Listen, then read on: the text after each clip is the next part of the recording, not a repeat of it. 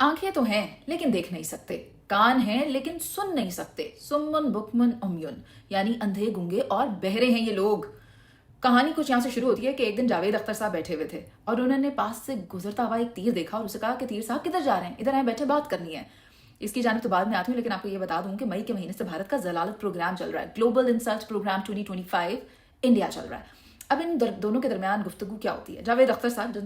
جن حضرت کو آپ جانتے ہیں کہ وہ ایک متحرک مقرر ہیں، مباحث ہیں جو مذہب، سیاست اور سماجی موضوعات پر کھل کر گفتگو کرتے ہوئے دکھائی دیتے ہیں، لیکن جن حضرت کو انہوں نے اپنے پاس بلایا، بٹھایا اور اپنی ضلالت کروائی، ان کا نام ہے مفتی شمائل، جو کہ ایک مذہبی اسکالر ہیں، اور ان کا بات چیت کا انداز بہت ہی مدلل ہے اور فقہی نکات وہ پیش کرتے ہیں، اخلاقی پہلوؤں پر مبنی گفتگو کرتے ہیں۔ حالیہ گفتگو کے بعد سوشل میڈیا کے اوپر ان کی اور جاوید اختر کی وہ جو گفتگو تھی نا، جیسے تیر کو روک کے بٹھایا تھا، وہ سوشل میڈیا پر آگ کی طرح پھیل گئی ہے، اور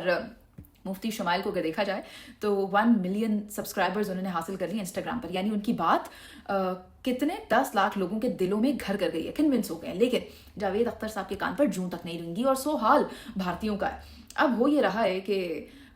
گفتگو ہوتی ہے کہ گاڈ ایگزسٹ کرتا ہے یا نہیں، جس سے کہ اپنے پوائنٹس کے ساتھ، ایویڈنسز کے ساتھ جاوید اختر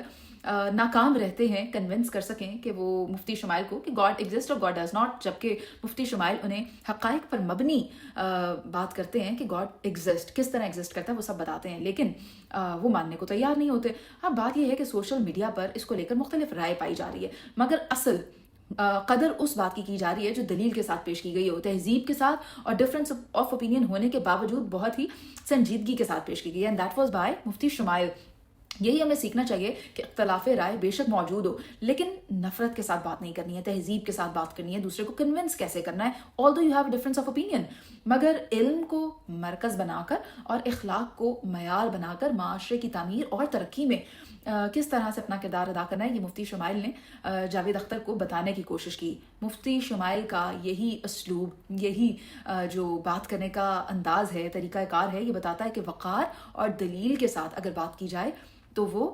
لوگوں کے دلوں میں گھر کر سکتی ہے۔ یہی بات آج کل کے ہمارے علماء کرام کو بھی سیکھنے کی ضرورت ہے کہ آپ نے دوسرے شخص کو کنونس کیسے کرنا ہے، دلیل کے ساتھ، حوالہ دے کر، ریفرنسز کے ساتھ، کوٹیشنز کے ساتھ۔ لیکن جہاں تک رہی بات